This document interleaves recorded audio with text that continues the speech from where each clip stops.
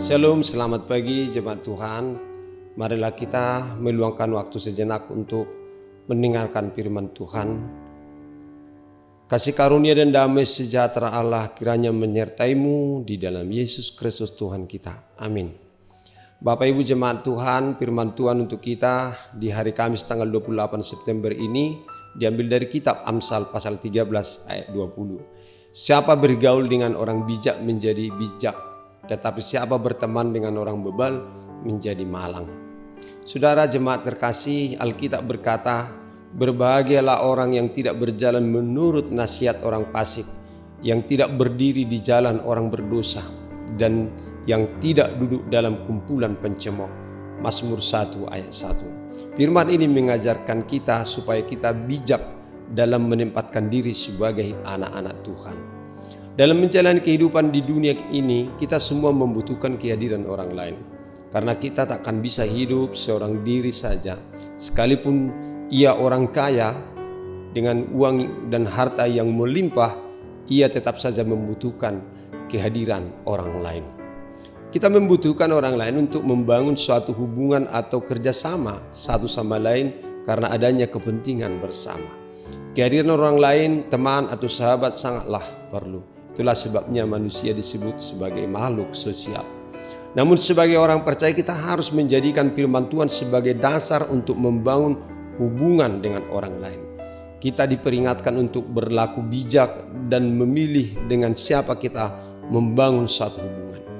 Rasul Paulus memperingatkan jemaat di Korintus, janganlah kamu sesat, pergaulan yang buruk merusakkan kebiasaan yang baik. 1 Korintus 15 ayat 33.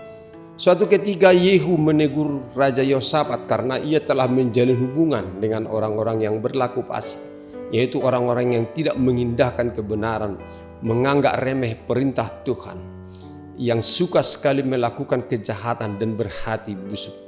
Ketika itu Yehu bin Hanani melihat itu, pergi menemuinya dan berkata kepada Yosafat, sewajarnya lah engkau menolong orang fasik dan bersahabat dengan mereka yang membenci Tuhan. Karena hal itu Tuhan murka terhadap engkau. 2 Tawarikh 19 ayat 2. Yehu memperingatkan Yosafat agar segera mengakhiri hubungan terlarang ini, karena bila dibiarkan berlarut-larut akan berakibat fatal bagi dirinya dan kerajaan yang dipimpinnya.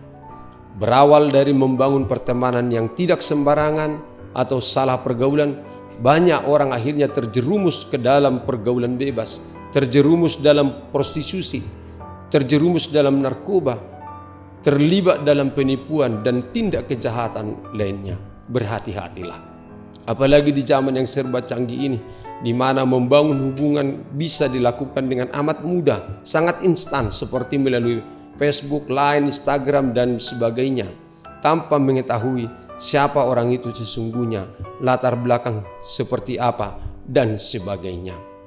Oleh karena itu Bapak Ibu, hendaklah kita bijak dalam menempatkan diri kita dan bersahabat dengan sesama yang takut akan Tuhan. Marilah kita berdoa.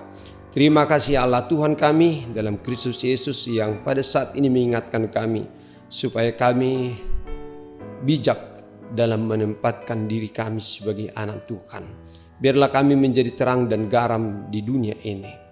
Jangan malah kami yang akhirnya terlarut dan meninggalkan iman percaya kami, kehilangan jati diri dan integritas kami sebagai anak Tuhan.